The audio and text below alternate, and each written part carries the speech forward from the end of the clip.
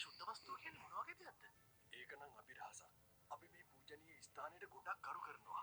මේක ඇතුළට ගියේ ආගන්තුකයෝ කීප දෙනෙක් විතරයි. හැබැයි එයාලා අතුරුදහන්. ඒ කියන්නේ අద్భుත විදිහට මිනිස්සුන් අතුරුදහන් කරන පෞරාණික ස්ථානයක්.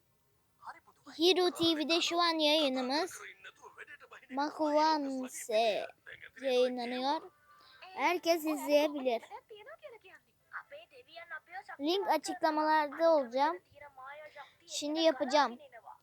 Ganisila Karton'un linkini koyalım. Bak buradan yazacaksınız. Ben size göstereyim. Videoyu alıyorum. Bak Ganisila Karton yazacaksın. Kardeşim. Bak yazın. Bunu bu videoda görülecek.